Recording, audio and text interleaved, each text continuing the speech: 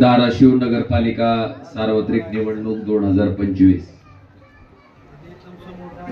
या निवडणुकीच्या निमित्तानं शिवसेना उद्धव बाळासाहेब ठाकरे आणि भारतीय राष्ट्रीय काँग्रेस पक्ष आणि त्याचबरोबर या युतीमध्ये आमच्या विचाराशी साधर्म्य आणि पाठिंबा असणारे सर्व घटक पक्ष, जी युती मुंबईमध्ये त्या ठिकाणी आपल्याला झालेली दिसती त्याच पद्धतीनं धाराशिव मध्ये सुद्धा शिवसेना उद्धव बाळासाहेब ठाकरे आणि मनसेची सुद्धा अतिशय घट्ट आणि मैत्रीपूर्ण नैसर्गिक युती या ठिकाणी झाली आणि या सगळ्या महाविकास आघाडीच्या अधिकृत उमेदवार आपल्या नगराध्यक्ष पदाच्या सौभाग्यवती संगीता सोमनाथजी गुरव, ज्याचं चिन्ह मशाल आहे, त्याचबरोबर या ठिकाणी M.Com झालेली माझी भगिनी सौभाग्यवती अनिशा शिवप्रताप सिंह कोळी, ही प्रभाग 12 मधून निवडणूक लढवते, तिचंही चिन्ह मशाल आहे. आणि निलेशनं जे सांगितलं ते बरोबर आहे की एका सामान्य कुटुंबातनं, ज्या कुटुंबातले व्यक्ती त्याचे वडील आजही दगड फोडायचा व्यवसाय करतात, अशा सामान्य कुटुंबातनं आलेला आणि सामान्य माणसाची व्यथा, त्याचे परिश्रम, अडचणी याची जाण असणारा आपला नगरसेवक निलेश शंकरजी जाधव, त्याचबरोबर या ठिकाणी आपले उमेदवार, मला वाटतं ह्याचं बी 19वी मतदान तुमचं येत आहे, बरोबर आहे का? तुमच्या तिघाची मशालच आहे ना 19 मध्ये रवी, तिथं बी 3 खाली शिके मारायचे 2 वर 1. 19 मध्ये जरा जास्ती आहे आपा, 3 नगरसेवक आणि 1 नगराध्यक्ष. आणि ह्या सुद्धा माझ्या भगिनीच्या संगीताताई या ठिकाणी बसल्यात. सोमनाथ आप्पा तुम्हाला माहिती आहे का? सोमनाथ आप्पा 5 वर्ष नगरपालिकेत प्रशासक राज असताना ज्या माणसानं 2 टर्म नगरसेवक म्हणून काम केलं आणि प्रशासकाच्या काळात कुठलाही माणूस आपल्याला विचारायला तयार नव्हता, त्या परिस्थितीमध्ये या सोमनाथ आप्पानं नागरी समस्या धाराशिव नावाचा ग्रुप तयार केला आणि त्या ग्रुपमध्ये कुठल्या का धाराशिव शहरातल्या नागरिकांना कुठली समस्या मांडली, नाली उपसायची राहिली, पाणी आलेलं नाहीये, कुत्रं मरून पडलंय, लाईटचा खांब आडवा येतोय, लाईट गेलेली आहे, ही कुठली का समस्या मांडली, त्या समस्येचं निराकरण संध्याकाळपर्यंत काम करायचं काम ज्या नगरसेवकानं पदावर नसतानाही अखंडपणे केलं, असे सोमनाथ गुरवांच्या सुविध पत्नी, मला वाटते संगीताताई सोमनाथजी गुरव आपल्या नगराध्यक्ष पदाच्या उमेदवार आहे. त्याही गृहिणी आहेत, सर्वसाधारण कुटुंब आहे, आजही पत्र्याच्या घरातच राहते. यांच्या प्रचारार्थ जी प्रचार सभा आपण या ठिकाणी आयोजित केली, त्या प्रचार सभेला ज्यांनी मार्गदर्शन केलं ते भारतीय राष्ट्रीय काँग्रेस पक्षाचे ज्येष्ठ नेते सन्माननीय विश्वासाप्पा शिंदे साहेब या ठिकाणी आवर्जून उपस्थित असलेले. आणि आप्पा म्हणले ते बरोबर आहे की कायमस्वरूपी या प्रभागाचं नेतृत्व ज्यांनी कायमस्वरूपी केलं आणि आजही त्यांचा हक्क होता, पण असं असताना सुद्धा आपण स्वतः थांबून एका तरुणाला त्या ठिकाणी उमेदवारी मिळते म्हणल्याच्या नंतर त्याच्या पाठीशी राहण्याचा जो आपण निर्णय घेतला त्याच्याबद्दलही विजयराव मी तुमचं मनापासून या ठिकाणी अभिनंदन करतो आणि आभारी मानतो. त्याचबरोबर या ठिकाणी आमच्या सोबत आलेल्या युवती सेना आघाडीच्या जिल्हाध्यक्ष आमच्या भगिनी आणि अगदी पायाला बेंगळी राहून ज्यांनी या प्रचाराचं काम अतिशय सक्षमपणे करतायत अशा श्वेताताई दुरुक्कर, या ठिकाणी उपस्थित असलेले कैलासवासी पवनराजे निंबाळकर साहेबांचे सहकारी श्री अशोक पवार साहेब, आपले शेजारचे जिथं आपल्याला त्यांनाही एक मशालीचं मतदान आहे, 3 त्या ठिकाणी द्यायचे ते रवीजी वाघमारे, सन्माननीय मागच्या काउन्सिलमध्ये असलेले सिद्धेश्वर कोळी सर, त्याचबरोबर या ठिकाणी आवर्जून उपस्थित असलेले राकेशजी सूर्यवंशी, ॲडव्होकेट शिवयोगी चपने आणि खऱ्या अर्थानं मामा कायम तुम्ही झेंडा त्यांचा कवा खाली पडू दिला नाही. जी दादा हो दादा शिवाय काय बोलले नाही.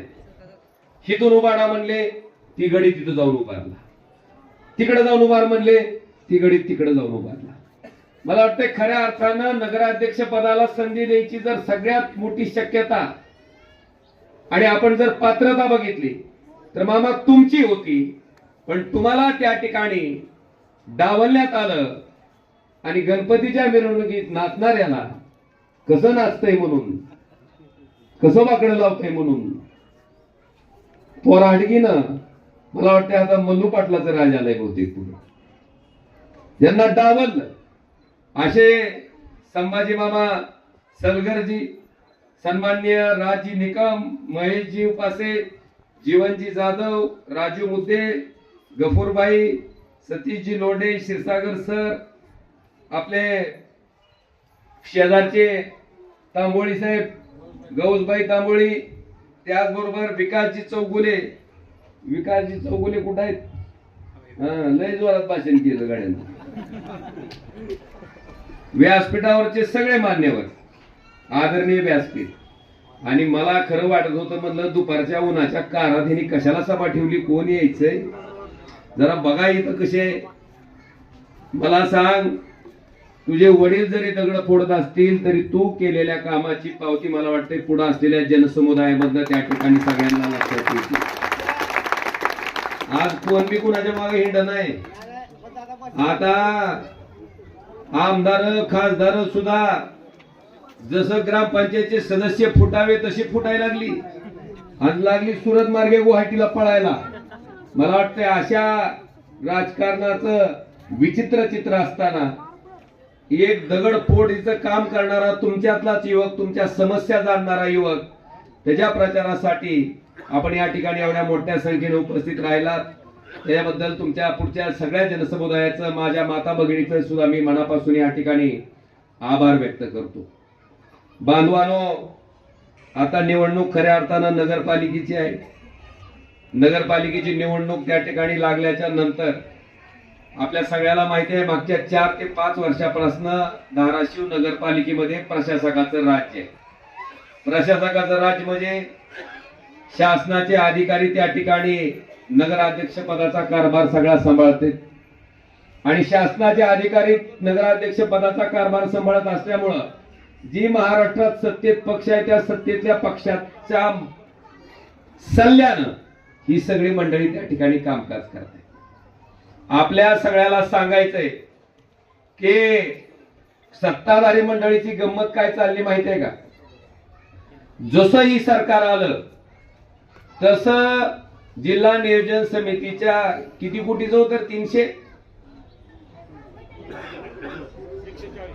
नाही जिल्हा नियोजन समिती 340 कोटीच्या निधीला मंजुरी दिली आम्ही सगळ्यांनी. आणि मंजुरी दिल्या काय नेमकं मांजर आडवं गेलं, तेरचं गेलं मुख्यमंत्र्याकडे की त्या निधीला स्थगिती. बघा, पालकमंत्री सत्तेतली, मंजुरी सत्तेतल्याच माणसानं दिली. राणा पाटील बी त्या बैठकीला होता, पण गेलं मुख्यमंत्र्याकडे. मला राणा पाटलाला विचारायचंय, बाबा रे, आम्ही 2.5 वर्ष त्या ठिकाणी सरकारमध्ये होतो, उद्धव साहेब ठाकरे मुख्यमंत्री होते, त्या 2.5 वर्षात 1 रुपयाच्या कामाला तरी स्थगिती कधी दिली का हो? कधीच दिली नाही. ह्या पटुशाचं सरकार आलं की लगेच पालकमंत्र्यानं 340 कोटी रुपयाची जी कामं केली होती, मंजुरी दिली होती, त्याला स्थगिती. आता पालकमंत्र्याला त्याच्या कामाला स्थगिती दिली की पालकमंत्र्याचं टकोर फिरलं की त्यानं हे जे 140 कोटीच्या टेंडरच्या कामाला स्थगिती. आता सत्तेत कोण आहेत? दोघं बी. आम्ही कुठं आहो? विरोधात. आणि आमच्या नावानं बोंब ठोकायला लागली ती. अरे बाबा, तुम्ही तुमच्या दोघांच्या भांडणात सगळं वाट लावलंय. तुम्ही तुमच्या आणि ही सिद्ध झालंय. पालकमंत्र्याचं स्टेटमेंट आहे, तुमच्या व्हिडिओ रेकॉर्डिंग मध्ये स्पष्टपणे सांगितलंय की राणा पाटलांनी मुख्यमंत्र्याकडे तक्रार केली म्हणून निधीला स्थगिती मिळाली. आपल्याला माहिती आहे निलेश राणे इथं येऊन जणू बापचा निधी इस्टेटच जिंकून त्या ठिकाणी विकास निधी आणलाय. ह्या थाट्यात आमच्या कार्यकर्त्याला नाही संधी मिळाली, आमच्या मनासारखं नाही झालं तर आम्ही स्थगिती देतो. आमच्याकडे आलात तर निधी, विरोधात गेलात तर स्थगिती. तुझ्या का बाबाच्या घरचा आहे का पैसा? हे ऐकलं का नाही? तेच पालकमंत्री कार्यकर्त्याच्या बैठकीत सांगत होते की राणा पाटलांनी तक्रार केली म्हणून स्थगिती. त्याच पालकमंत्र्यांनी राणा पाटलांना जे 140 कोटीचं काम होतं रस्त्याचं, आपल्या शहरातल्या रस्त्याचं, ही तानाजी सावंत पालकमंत्री असताना त्यांनी मंजूर केलंय. खरं तर 55 दिवसात निविदा अंतिम होणं अपेक्षित होतं, बरोबर आहे का? 55 दिवसात निविदा अंतिम झाली नाही. बांधवानो, ती निविदा 19 महिने चालू होती. 19 महिने. किती? 19 महिने. आणि पाटलाचा स्वार्थ काय? राणा पाटलाचं तर लाडक्या कॉन्ट्रॅक्टरलाच काम भेटलं पाहिजे. हिथं फक्त प्रशासक बसलेले अधिकारी असल्यामुळं 19 महिने त्या निविदेचा प्रवास चालू झाला. आणि 19 महिन्याच्या नंतर सुद्धा पुन्हा पालकमंत्री आणि राणा पाटलाच्या भांडणात पालकमंत्र्यांनी त्याच्यावर तक्रार आणून त्याला काय दिली? स्थगिती दिली. आता ह्याच्यात आमचा रोल येतोय कुठं? मला वाटतं ह्या पहिल्या प्रश्नाचं उत्तर त्यांनी द्यावं. आणि त्याच्यामुळं सर्वसामान्य माणसाला या खड्ड्याच्या रस्त्यानं प्रवास करावा लागतोय. अनेक लोकांचे अपघात होऊन त्यांचे मृत्यू त्या खड्ड्याच्या रस्त्यामुळे झालं. मला वाटतं ह्याचं उत्तर सुद्धा सत्ताधारी पक्षातल्या पालकमंत्री आणि राणा पाटलांनी द्यावं, ही माझी माफक अपेक्षा आहे. आपल्या माहितीसाठी, आपल्या इथल्या आठवडी बाजारासाठी आपण साधारणतः आपलं सरकार असताना 9 कोटी रुपयाचा निधी त्या ठिकाणी मंजूर केला होता. 10 कोटी रुपयाचा आठवडी बाजाराचा. त्याला स्थगिती का दिली हो? आठवडी बाजाराचं काम काय कैलास पाटलाच्या घरात का ओमराजेच्या घरात होणार होतं? कुठं व्हायला होतं? आठवडी बाजारात. तिथंही लगेच मांजर तीरचं आडवं, त्याला स्थगिती. बांधवांनो, ही स्थगिती उठावी म्हणून आम्ही हायकोर्टापर्यंत गेलो, पण हायकोर्टानं ऑर्डर करून सुद्धा ह्या कामावरची स्थगिती अद्यापपर्यंत उठवली गेलेली नाही. जिजामाता उद्यानासाठी 3 कोटी रुपये आणले होते, त्याला स्थगिती. त्याचबरोबर छत्रपती संभाजी महाराजांच्या उद्यानासाठी 2 कोटी रुपये आणले होते, त्याला स्थगिती. हिंदुहृदय सम्राट बाळासाहेब ठाकरे उद्यानासाठी 2 कोटी रुपये आणले होते, त्याला स्थगिती. का बाबांनो? ही उद्यानं कुणाच्या आमच्या घरात होणार होती का? ह्याला स्थगिती द्यायचं काम ह्या नालायक वृत्तीच्या लोकांनी केलंय. मला आपल्या सगळ्याला विचारायचंय की अशा पद्धतीनं विकास कामाला स्थगिती देणारी माणसं आज विकासाच्या गप्पा हाणायला लागली. ती कसं चालू असतंय? नाकातल्या नाकात बोललं, शुद्ध बोललं म्हणजे लय भारी वाटतंय का? तुम्हाला आठवतं का नाही? पद्मसिंह पाटील किती वर्ष झालं मंत्री आहे या जिल्ह्यातून? 40-45 वर्ष. हा, या पहिल्यांदा चांगलं माहिती. पद्मसिंह पाटील आणि राणा पाटील 45 वर्ष ह्या जिल्ह्याचं काय म्हणून नेतृत्व केलं यांनी? मंत्री म्हणून. मंत्री म्हणून 45 वर्ष नेतृत्व केलेल्या जिल्ह्याची अवस्था काय? केंद्र सरकारनं दरिद्री जिल्ह्याची यादी जाहीर केली देशातल्या. कशाची? दरिद्री जिल्ह्याची. पूर्ण देशात दरिद्री जिल्ह्याच्या यादीत नंबर 3 चा जिल्हा कोणचा? वा वा वा, हा ना टाळ्या.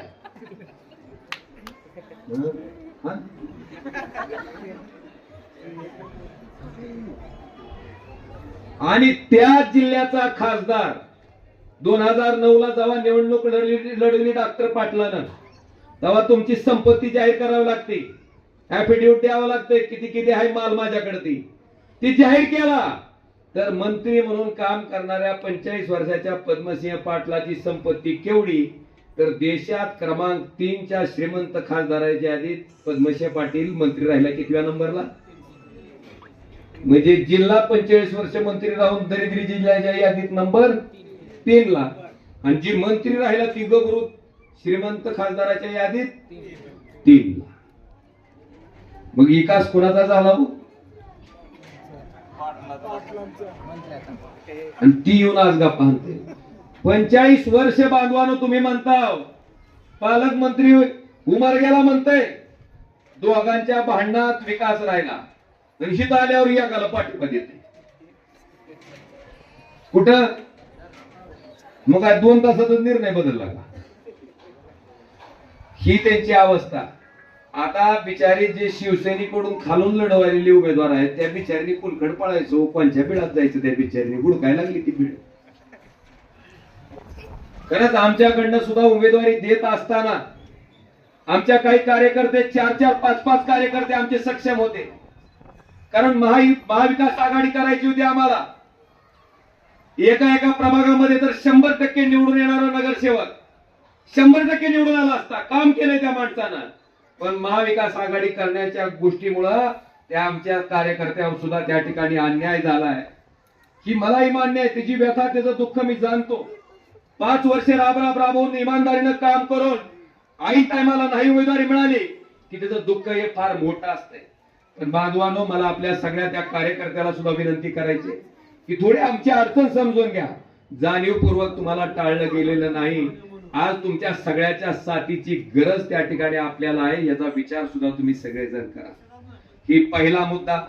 आता मला तुम्हाला विचारायचंय डॉक्टर पाटील 45 वर्ष मंत्री असताना दरिद्री जिल्ह्याच्या यादीत धाराशिव जिल्हा नंबर 3 ला. त्याच्या उलट ओमराजे निंबाळकर आणि कैलास पाटील 2.5 वर्ष आमचं महाविकास आघाडीचं सरकार होतं. 1.5 वर्ष आमचे कशात गेले? काम आम्हाला किती करता आलं? 1 वर्ष.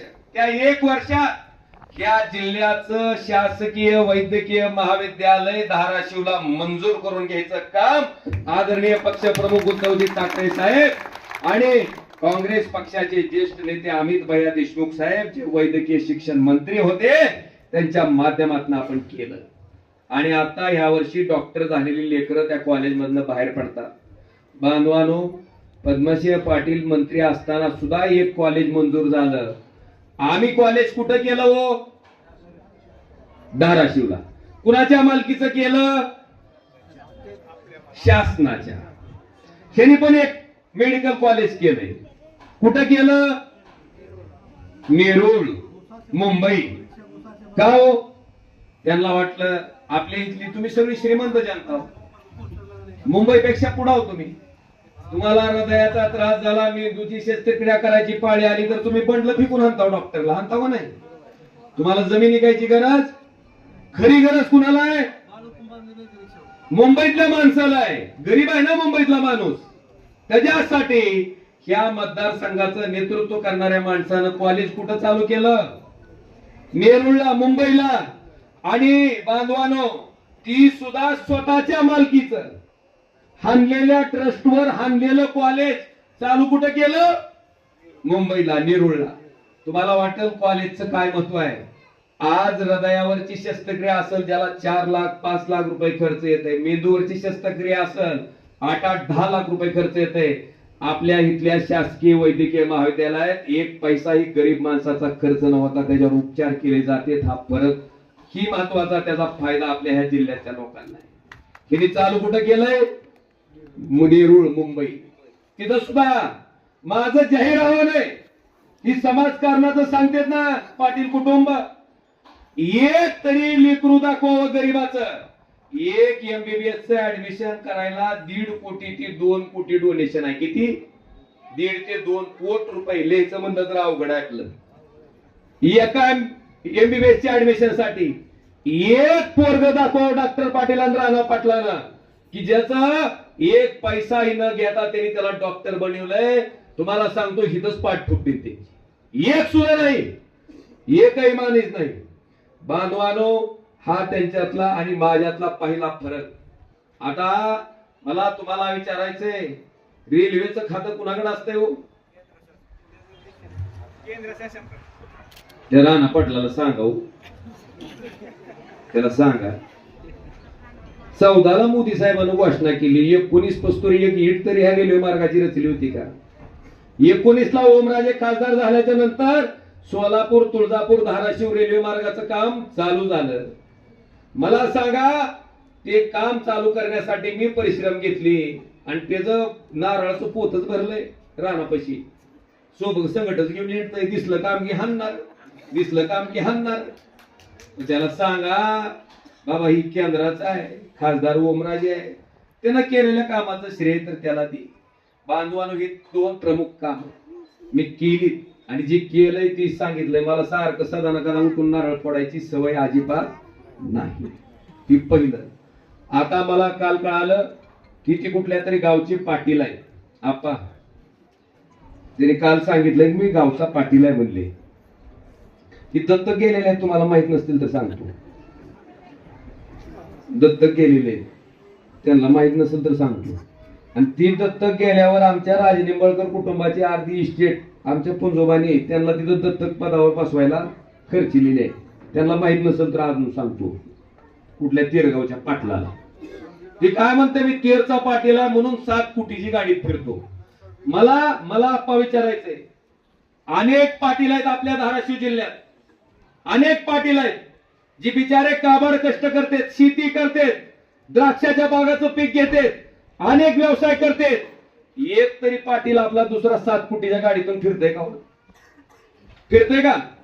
मग राणा पाटील, पद्मसिंह पाटील येड्या बाबळीची शेती करून 13 7 कोटीचं उत्पन्न गाडी घेता आलं कुठून?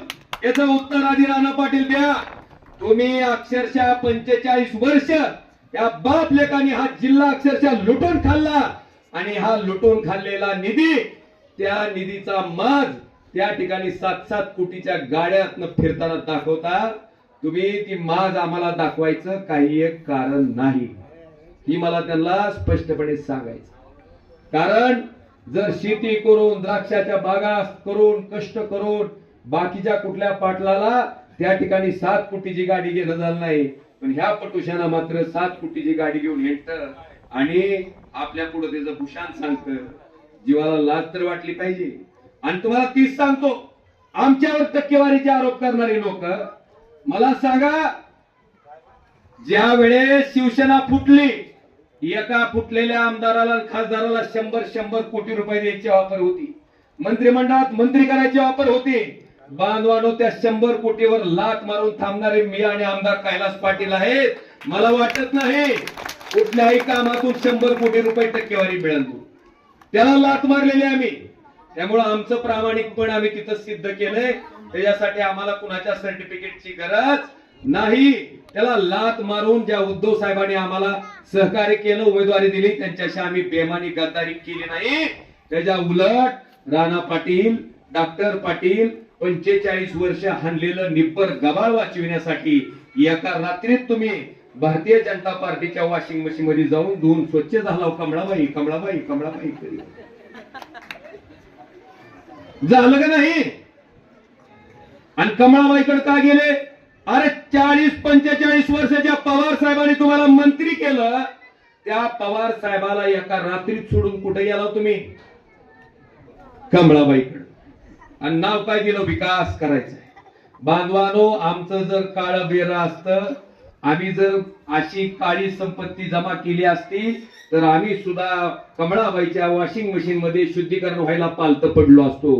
पण आम्ही जे गेलो नाही, त्याच्या अर्थ ठामपणे खुट्टा रवून इमानदारीनं तुमच्या समोर लढायला आम्ही त्या ठिकाणी सज्ज आहे. हे मला त्यांना दुसऱ्या उदाहरणावर, मला पुढचं उदाहरण द्यायचंय. मानिकी बाबा पुढं जाय ना, आपल्याला ही पार आहे ना रामायणासारखं. खरं तर 7 दिवस चालावं लागते.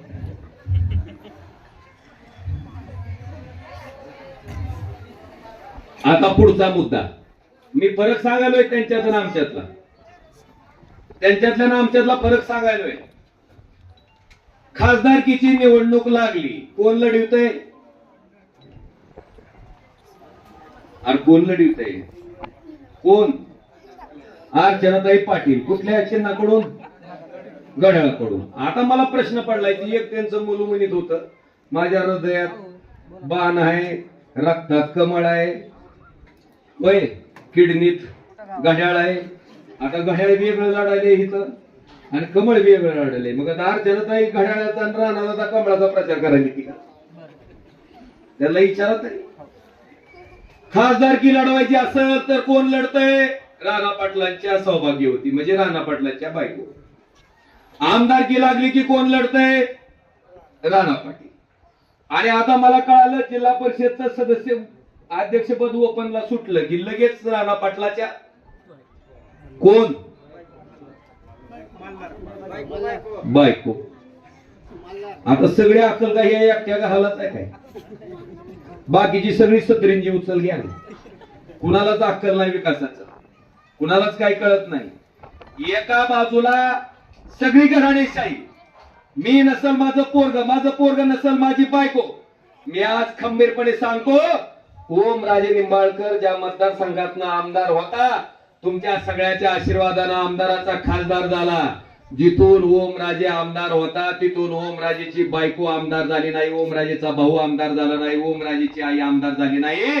कैलास पाटील नावाचं एक शेतकऱ्याचं लेकरू त्या ठिकाणाहून आमदार झालं, जे जिल्हा परिषदचं सदस्य होता. आणि एकदा नाही किद्दा दोनदा. त्यामुळं आम्हालाही राजकारण माझं झालं की माझं पोरग झालं की माझं नातू, ह्या भूमिकेतनं करायचं नाही. चांगल्या माणसाचं राजकारण, ज्याच्यात क्षमता आहे अशा माणसाचं राजकारण आपल्याला पुढे न्यायचंय. ही आमची बांधवांनो सगळ्यात मोठी फरक 2 नंबरचा घराण्याच्या ह्याच्याबद्दल. आता ही जी मंडळी विकासाच्या गप्पा आणते, तुम्हाला खटाळा नाही का ऐकून? एक माणूस 45 वर्ष येऊन तुम्हाला 30 सांगते आणि पुन्हा अजून म्हणते नाकाच्या नाकात शुद्ध आपण आपली गॅरंटी. कशाला हानावर चेपले ना काय? कशाला हानावर? गॅरंटी कशी? ही ह्या पद्धतीनं काम करणारी माणसं आणि बांधवानो ह्या पद्धतीनं उद्योग करणारी माणसं. आता बघा, ओमराजे निंबाळकर आहे आमच्या बाजूला, कैलास पाटील आमच्या बाजूला, संगीताताईचे त्या ठिकाणचे माजी नगरसेवक सोमनाथजी गुरव, जी माणूस 24 तास काम करते. तुम्ही तुळजापूरला जावा, तिथं अमरभैया मगर आहेत. आणि त्यांच्या बाजूला बघा, ड्रग्सच्या गुन्ह्यात 2 महिने जेलवारी करून आलेला उमेदवार त्यांचा कमळाबाईवर उभा आहे. कुठं? तुळजापूरला. त्यांच्या बाजूला कोण? मटक्याची बुकी चालवणारा. त्यांच्या बाजूला कोण? क्रिकेटचा सट्टा चालवणारा. त्याच्यावर 1500 रुपयाचे गंभीर गुन्हे आहेत. अशा लोकांना त्यांनी उमेदवारी दिली. कुठून? तुळजापूर मधून. आमच्याकडे दाखवा आमच्याकडे प्रामाणिकपणे ज्याच्या घरात आज वडील दगड फोडून काम करते असा त्याचा मुलगा या ठिकाणी नगरसेवकाची उमेदवारी देते. मी तुळजापूरला सुद्धा एका हमालाच्या लेकराला त्या ठिकाणी GMPSC चे 2 अटेम्प्ट दिले, त्याला नगरसेवक पदासाठी आम्ही उमेदवारी दिली. बांधवानो हे सगळं का करायचंय? आज आपल्या सगळ्याला आम्हाला आठवण करून द्यायची आहे. ओमराजे निंबाळकर उभा टाकला, कुणाच्या जीवावर उभा टाकला? माझ्याकडे पैसा होता? माझ्याकडे काय होतं सांगा ना? तुमचा आशीर्वाद सोडला तर माझ्याकडे काही नव्हतं. आणि तुम्ही दिलेल्या आशीर्वादाच्या जोरावर मी 5 वर्ष अखंडपणे तुमच्यासाठी राबलो. तुमचा मला सांगा, खासदारासारखं काही दिसतंय का आपल्या? गळ्यात हात घालून फोटो काढते की नाही माझ्या गप्पीशी? तुम्ही नाहीतर खासदार आल्यावर ती बघा तुम्ही, ती जर आलं तर कसं असतंय, पुढे 2-4 पोलिस, मागं 2-4 पोलिस, सारखा गेलं बोंबलं सरकत. ओमराजेच्या बाबतीत वाटतंय का हो? जसं आईनं आपल्या लेकराला काम सांगावं, वडिलांना मुलाला सांगावं, बहिणीनं भावाला सांगावं, आजीनं नाताला सांगावं, इतक्या सहजपणे घरातल्या माणसाला काम सांगावं, तसं तुम्ही सांगू शकता का नाही? सांगू शकता का नाही? ही विश्वासाचं वातावरण बांधवांनी मी तयार केलं. आणि त्याच्या जोरावर मागच्या लोकसभेच्या निवडणुकीत मला आप्पा 3 महायुतीच्या नेत्याची झालेली चर्चा आहे. आप्पा महायुतीचे नेते तुम्हाला माहिती आहे, 1 फुल आणि 2 हात. त्याच्यातली एक नेती चालते. ती म्हणली अरे मी 50 दिले, देवेंद्रनं 20 दिले, शिंदेने 20 दिले, हे ना किमान 10 तर खर्चले असतील. म्हणजे काय? 10 कोटी.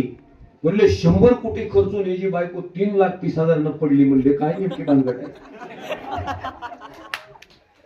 की जिल्हा तरी बघून येऊ म्हणलंय, ती ओमराजे तरी बघू म्हणले. कसलं 100 कोटी रुपये एका बाजूला खर्चायला होते आणि दुसऱ्या बाजूला एक माझी बहीण जी चिचा फुडती चिचुक वेगळं काढती आणि चिचा वेगळ्या काढती, जी दिवसाला 400 रुपये कमीत होती, त्या बहिणीनं मला निवडणूक लढवायला 1,500 रुपये दिले. बांधवानो 1,500 रुपये त्या माझ्या बहिणीने.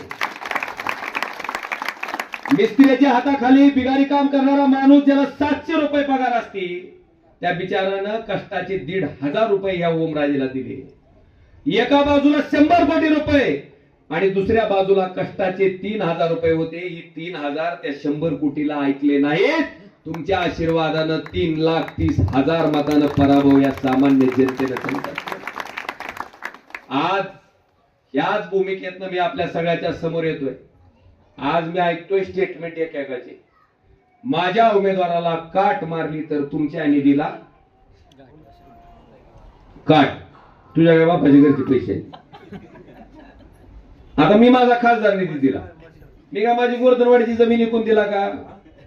हो, अगर एखाद्या आमदारानं त्याचा आमदार निधी दिला, ती काय तिची तेरची जमीन विकून देतोय का?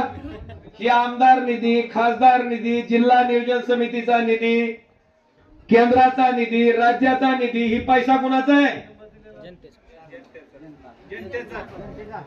या लोकांनी वाटत असेल आम्ही कुठे टॅक्स भरतो, नो इन्कम, नाहीच इन्कम तर टॅक्स कुठला, असं माझ्या माता माऊलीला वाटतंय का नाही? आपण टॅक्सच भरत ना. पण मावशी तसं नाही. बिस्किटाचा पुडा जरी घ्यायला गेला तर त्याच्यावर सुद्धा टॅक्स राज्य सरकारला निमान केंद्र सरकारला निमा जाते. साडी घ्यायला गेला त्याच्यावर टॅक्स जाते, खेटर घ्यायला गेला त्याच्यावर टॅक्स जाते, साबण घ्यायला गेला त्याच्यावर टॅक्स जाते, तेल घ्यायला गेला त्याच्यावर टॅक्स जाते.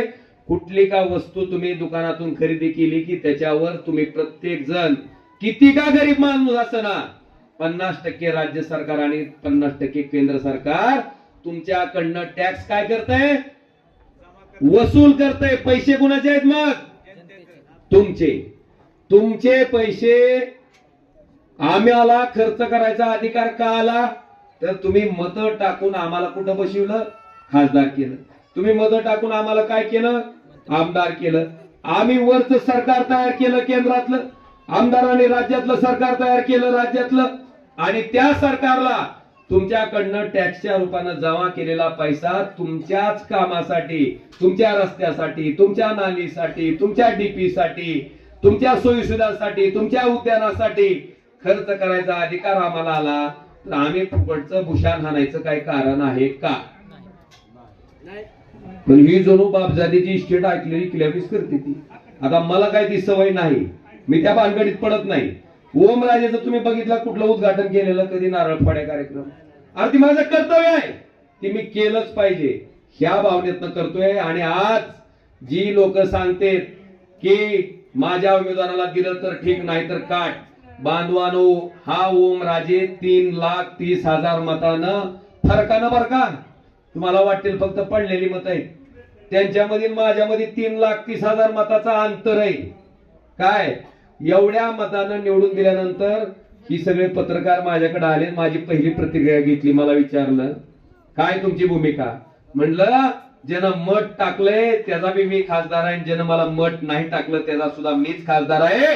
मत टाकणाऱ्या माणसाचं काम जितक्या प्रामाणिकपणे करेल तितक्याच प्रामाणिकपणे मत न टाकणाऱ्या माणसाचं काम सुद्धा करेल. ही माझी पहिली प्रतिक्रिया बांधवानो. त्या ठिकाणी 3,30,000 खासदार झाले. आणि ही बेनी ही लक्षात येईल का तुमच्या? फुकटचा भाव खाणारी. मी काल ऐकलं की उमेदवारी देताना सुद्धा आम्हाला तर खरं गणपतीचीच कृपा म्हणावी लागेल. काय मामा तुम्ही खरं डान्स करायला यायला पाहिजे होतं मामा. मला सांगा मिरवणूक गणपतीची. बरं मागच्या निवडणुकीत ह्याच्या बापाला पाडलंय 1,27,000. ह्या निवडणुकीत ह्याच्या आईला पाडलंय 3,30,000. आणि ही नाचतोय कुठं? गणपतीच्या मिरवणुकीत. का? कसं पाडलं ओमदादानं, कसं पाडलं ओमदादानं म्हणून. आणि ती डान्स आणण्याची पुढं होता त्याला गिफ्ट काय? घे उमेदवारी. आता मला तुम्हाला विचारायचंय की डान्स आणि डान्स सुद्धा बिबत सुरू कशामुळे बाबा? तिथं सगळ्या माता भगिनी होत्या म्हणून ओमराजेनं संयम ठेवला. मला सांगा, तुझ्या बापाला तुझ्या आज्याला भेट नाही, तू कोण रे म्हणून, तू किती पती आहे रे म्हणून तुला घाबरायला? मी फक्त संयमानं तिथं खाली माझ्या माता भगिनी होत्या आणि माझ्यावर संस्कार होते म्हणून मी शांत राहिलो. बांधवानो, ह्या पद्धतीचा माज आणि ह्या पद्धतीची मस्ती जी लोक त्या ठिकाणी करून पाहतायत, मला वाटतंय आता ही डान्स बघितलाय सगळ्यांनी. आता काय काम दुपारी बसल्यावर हीच बघतो की सारखं ही बघितलं असेल कसं नाचत आहे ती बघा. ही बघण्यासारखं आता म्हणून तर ती स्क्रीन मी मागवा म्हणलं होतं एकदा. म्हणजे डान्स करणारा उमेदवार पाहिजे का काम करणारा पाहिजे ती तरी एकदा धाराशिवच्या जनतेला ठरवू द्या. बांधवानो, ही त्याच्या पाठीमागची वस्तुस्थिती. आणि आज या नगरपालिकेच्या बाबतीत मला आपल्या सगळ्याला सांगायचं की म्हणले, तुम्ही ऐकलं का नाही, ओला दुष्काळ पडलाय, पुराची परिस्थिती निर्माण झाली म्हणून आपण लग्न कशा पद्धतीनं करतोय? साध्या, मी बघितला हो व्हिडिओ,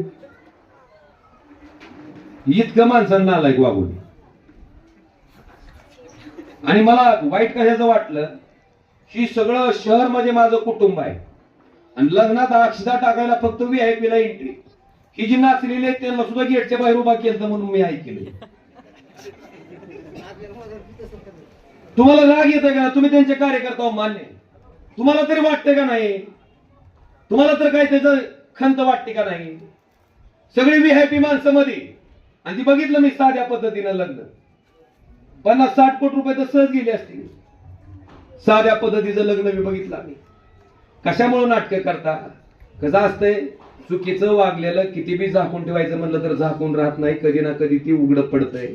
आणि बांधवांनो, ह्या पद्धतीची ह्या वृत्तीची ही सगळी माणसं अखंड 45 वर्ष जिल्हा लुबाडून लुबाडून लुबाडून आता कमळाबाईकडे गेलेत. विकास करायच्या नावाखाली गप्पा नुसत्या विकासाच्या, काम शून्य, काम करण्याची मानसिकता शून्य, नुसतं मोठं मोठं बोलायचं, मोठ्या मोठ्या घोषणा करायच्या, विकासाच्या गप्पा हाणायच्या. मला सांगा, ह्या धाराशिव मध्ये मोपेडचा कारखाना येणार होता, दाखवा मला कारखाना. या धाराशिव मध्ये व्हिडिओकॉनचा कारखाना येणार होता, दाखवा मला कारखाना. या बाप लेखांनी जाहीर केलेल्या सगळ्या घोषणा तुम्ही पान बातम्या वाचा, ऐका त्या बातम्या. एक तरी उद्योग इथं चालू झालाय का हो? आणि अजून ती पूर्ण झालं नाही तर पुढची घोषणा.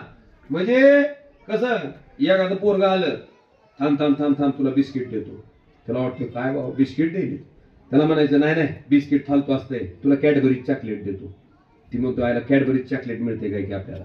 नाही नाही, बारकं कॅडबरीज चॉकलेट नाही, मोठं कॅडबरी. ती बोंबलत 5 वर्ष त्याच नादात राहते, आता काहीतरी मोठं मिळते काय की, काहीतरी मोठं मिळते की. बॉम्बला बिस्किट बी नाही, कॅडबरी बी नाही, काहीच नाही. अशा पद्धतीच्या पोकळ घोषणा करणारी ही माणसं आहेत. आणि ती आता तुमच्या सगळ्याच्या समोर निवडणूक लढवण्याच्या उद्देशाला पुढे येत आहेत. माझी कळकळीची विनंती आहे, त्याने एक पाप सुद्धा केलंय. खर तर आप्पा तुम्हाला तुम्ही साक्षीदार आहात त्या बैठकीचे. महाविकास आघाडीची बैठक ठरली, आपण राष्ट्रवादी काँग्रेसला त्या ठिकाणी 2.5 वर्ष उपाध्यक्षपद द्यायला तयार होता. त्या 2.5 वर्षातले 1 वर्ष आपण त्यांना अध्यक्षपदाचा चार्ज द्यायला तयार होता. एवढंच नाही, त्यांचे 3 नगरसेवक शिवसेनेच्या आणि काँग्रेसच्या कोट्यातनं आपण क्रॉप करायला तयार होता. एवढं सगळं सांगितलं असताना सुद्धा त्यांना मी विनंती केली की तुम्ही जर उभारलं तर राणा पाटलाच्या कमळाबाईचा फायदा होते, तुम्ही कृपा करून उभा राहू नका. म्हणले जमू जमू ठरवू म्हणले, रात्रीतच गेले आणि लागले उभा राहायला. मला तुमच्या सगळ्या जनतेला विचारायचंय की अशा पद्धतीनं मताची विभागणी करण्यासाठी आणि कमळाबाईला निवडून आणण्यासाठी जर कोण निवडणूक लढवत असेल तर जनतेनं त्याचा विचार करावा. ही सुद्धा मागणी मी आजच्या सभेतनं तुमच्या सर्वसामान्य माणसाला करतो. आणि तुम्ही हुशार आहात, तुम्हाला कळत नाही अशातला भाग नाही. कोण कुणाची मतं खातंय, कोण कुणाला अडवं जातंय, कुणाला मत टाकल्यावर कुणाचा फायदा होतोय, हे 100% तुम्हाला समजण्या इतके तुम्ही सुज्ञ आहात. बांधवानो, आमच्या पक्षात जात धर्म मानला जात नाही. आपण मला आपल्याला स्वाभिमानानं सांगायचंय की उमरग्याच्या नगरपालिकेची निवडणूक चालू आहे. ओपन साठी अध्यक्षपद राखीव सुटलंय. एक माजी खासदाराचं पोरग लढतंय, एक माजी आमदाराचा नातू त्या ठिकाणी निवडणूक लढतोय. पण त्याच ठिकाणी आमचे शिवसैनिक रज्जाक भाई आत्तार त्या ओपनच्या जागेहून आज उमरग्याची जागा त्या ठिकाणी लढवते. मला वाटते अशा पद्धतीनं कुठलीही जात धर्म पात न मांडणारा आदरणीय बाळासाहेब ठाकरेंनी जे सिद्धांत दिले त्याच्यावर काम करणारा आमचा शिवसेना उद्धव बाळासाहेब ठाकरे पक्ष आहे. आणि या ठिकाणी वेगवेगळ्या गोष्टी विष कालवायचं, खोटा प्रचार करायचा, पैशाचा आमिष दाखवायचा. आता पैशा बाबतीत शेवट बोलतो आकडा फुटला का नाही अजून? नाही. किती निघल? किती निघल? हो हा ती म्हणते 3 तर चालू आहे म्हणते मामा. चालू आहे. पण मला वाटतं अख्ख्या महाराष्ट्राला उदाहरण आहे घेऊ. पैशाच्या जीवावर राजकारण करू पाहणाऱ्या माणसाला त्याचे पैसे खर्चून त्याचा माज कसा नाही 3,30,000 जिरवायचा हे आपल्या जिल्ह्यापेक्षा दुसऱ्याला कोणाला चांगलं ठावाय का नाही? चांगलं पाठ आहे. त्याच्यामुळं आता सुद्धा सांगतो किती 3,000 रुपये दिलेत का एका मताला? हो 3,000. किती दिवसासाठी दिलेत? 4 दिवसासाठी नाही रे, 5 वर्ष निवडून जाते रे गायबान मत टाकल्यावर. 5 वर्षासाठी तुम्ही किती घ्यायला? 3,000. मला सांगा एका वर्षात दिवस किती? 365. ती मोबाईल मधलं कॅल्क्युलेटर काढ रे बारके सांगलं. हे काढ विकास निलेश. 365 गुणिले 5 कर. 5 वर्षासाठी निवडून द्यायला ना. 1825 दिवस होते 5 वर्षाचे. 1825 दिवसाला किती आहेत? 3,000. तर एका दिवसाला किती? नीट नीट नीट 50 पैसे 3,000 भागिले 1825 कर. 1 रुपया 60 पैसे रोज पडते. किती? आता 1 रुपया 60 पैशात काय येते सांगा? सांगा की माय. खा चॉकलेट तू 5 वर्षाची. चल दे तुझं चॉकलेट. द्यायचं गाव 3,000 रुपये घेऊन मतदान. माझं तर म्हणणं आहे पैशाच्या जीवावर निवडणूक लढवणाऱ्या तुमच्या मतदान कुणाच्या बापाला कळत? जी माणूस पैसे वाटून मत घ्यायच्या प्रयत्नात आहे ती जर उद्या चुकून निवडून आला तर पहिल्यांदा काय करणार आहे? वसुली. आणि जी माणूस प्रामाणिकपणे निवडणूक लढवतय ती माणूस जर तुम्ही निवडून दिला तर ती तुमच्यासाठी ओमराजे सारखं काय करणार आहे? 5 वर्ष राहील का नाही सोबत तुमच्या संकटाच्या काळात, तुमच्या अडचणीच्या काळात? तुमचा कास्ट सर्टिफिकेट मिळाला गेलं, तुम्हाला रक्ताची बाटली मिळायला गेली, तुमचा डीपी जळाला, तुम्हाला इष्टीत जागा मिळायला गेली, इष्टी येळेवर सुटना गेली, राहील का नाही ओमराजे सारखं माणूस? बिगर पैशाचं आपण जर निवडून दिलं तर का? तर त्याला प्रामाणिकपणे तुम्ही निवडून दिले, त्याची जाण त्याला असणार आहे. आणि म्हणून बांधवानो, पैसे खर्चून कोण मत घ्यायचा प्रयत्न केला तर त्याच्या मताचा माज 2 तारखेच्या मतातनं 3 तारखेच्या निकालातनं जिरवल्याशिवाय राहू नका. ही सुद्धा आव्हान मी आजच्या सभेच्या माध्यमातून आपल्या सगळ्यांना करतो. आणि जी म्हणतात ना निधी देत नाही, एकदा जनतेतनं निवडून आलेला नगराध्यक्ष संगीताताईच्या रूपानं त्या खुर्चीत बसला, एकदा आपले सगळे नगरसेवक त्या ठिकाणी खुर्चीत बसले जनतेतनं निवडून आलेले, तर लोकसंख्येच्या प्रमाणात कुणाच्याही बापाला आपल्या शहराचा निधी अडवता येत नाही. हे सुद्धा त्यांना निक्षून सांगा. कारण डॉक्टर बाबासाहेब आंबेडकरांच्या संविधानामध्ये अशी शक्ती आहे की सत्तेत बसलेला माणूस सुद्धा त्या ठिकाणी शहराच्या हक्काचे पैसे अडवू शकत नाही. बांधवानो, ही सगळे विषय आहेत.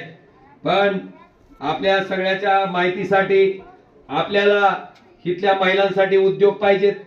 मला आपल्याला जाहीर आव्हान आहे महिलांना की तुम्ही उमेदची बचत गटाची स्थापना करा. तुम्हाला जिथं जिथं बँकेची मदत लागल, बँकेची आवश्यकता लागल, जो उद्योग तुम्हाला उभा करायचा आहे त्याच्यासाठी काही मार्गदर्शन लागल त्याच्यासाठी हा खासदार ओमराजे निंबाळकर आणि व्यासपीठावर बसलेले आम्ही सगळेच्या सगळे तुमच्यासाठी उपलब्ध असू, हे सुद्धा वचन मी आजच्या या कार्यक्रमाच्या निमित्तानं देतो. आपल्या शौचालयाचा विषय आहे आणि सगळ्यात महत्वाचं ह्या लेकरानं कोरोना काळात अनेक गोरगरीब लोकांच्या शाळेच्या फीस माफ करायचं काम सुद्धा या पोरानं त्या ठिकाणी केलंय. अशा पद्धतीची माणसं त्या ठिकाणी तुमच्याकडे आहेत. आणि आप्पा, तुम्ही आम्हाला ज्या भिंतीचं सांगितलंय त्या भिंतीचं अतिशय प्रामाणिकपणे सांगतो की 100% तुमचं त्या देवाचं पावित्र्य राहावं या उद्देशानं जे काम करणं आवश्यक आहे ते आमदार कैलास पाटील यांचा आमदार निधी काय लागल तो आणि माझा लागल तो खासदार निधी, ह्याच्यातनं सुद्धा आम्ही निश्चितपणे तुम्हाला भविष्यात करून देऊ, हे सुद्धा वचन मी तुम्हाला त्या ठिकाणी आजच्या ह्या कार्यक्रमाच्या निमित्तानं देतो. तुम्हाला सगळ्याला माहिती आहे, एक आपला गणपती उचलून न्यालता नगरपालिकेनं, हाय का नाही द्याना? तुम्ही गोळाहून आलता हो, आला का नाही देव बाप्पा जागेवर? आला का नाही गणपती जागेवर? तुम्ही चालता की सगळे, कारण त्याच गणपतीचा आशीर्वाद आहे पुढची दिन. त्यामुळे त्याची काळजी करायची आवश्यकता नाही. प्रामाणिकपणे काम करणारी सारीच्या सारी माणसं या ठिकाणी आपल्या सगळ्याच्या समक्ष आहेत. माझी आपल्याला कळकळीची विनंती आहे की या सगळ्या बाबीची त्या ठिकाणी विचार करून, सगळ्या गोष्टीचा विचार करून आपण उद्याच्या येणाऱ्या 3 तारखेला जे आपल्याला मतदान करायचंय, 3च आहे का? मत नसणार सांगायला लागले तुम्ही. ही माझी तपासणी असती मावशी. पुढची माणसं ऐकायली, मन लावून ऐकायली का उगाच मी काय सांगायलो काय बी ऐकायली. मी हट म्हणून 3 म्हणलो होतो, 3 म्हणल्या गपदिशी उत्तर काय आलं? 2. ह्याचा अर्थ माझं प्रत्येक बोलणं तुम्ही मन लावून ऐकलं आणि ही सभा 100% यशस्वी झाली, ह्याचा अर्थ असा होतो बांधवांनो. आणि म्हणून उद्याच्या 2 तारखेला आपल्या नगराध्यक्ष पदाच्या उमेदवार सौभाग्यवती संगीता ताई सोमनाथजी गुरव यांचं चिन्ह काय आहे? त्याचबरोबर आपले नगरसेवक त्या ठिकाणी प्रभाग क्रमांक 12 मधून निवडणूक लढवणाऱ्या आपल्या भगिनी सौभाग्यवती अनिशा शिवप्रतापसिंह कोळी यांचं चिन्ह काय? आपले प्रभाग 12 चे उमेदवार आपल्या घरातला मुलगा त्या ठिकाणी निवडणूक लढवतोय, मान्य निलेश शंकर जाधव, चिन्ह काय? मशाल. आणि 19 ब क तिन्ही ठिकाणी आपलं चिन्ह काय?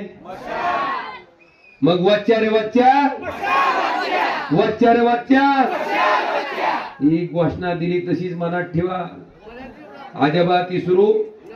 आणि उद्याच्या 2 तारखेला मशाल ह्या चिन्हाचं आपलं जी बटन आहे नगराध्यक्ष पदाचं, ती क्रमांक कितीला आहे? 3ऱ्या नंबरला आहे. 3ऱ्या. कितव्या नंबरला आहे? 3ऱ्या. गडबड करायची नाही. चिंगडी ज्ञान नीट न्यायचं म्हाताऱ्या माणसाला. हो, दिसत नसल काय नसल तर बघायचं. नगराध्यक्ष पदाच्या ह्याच्यावर कितव्या नंबरला मशाल आहे? यार 3 आहे. 3 आहे, मी सांगतो की.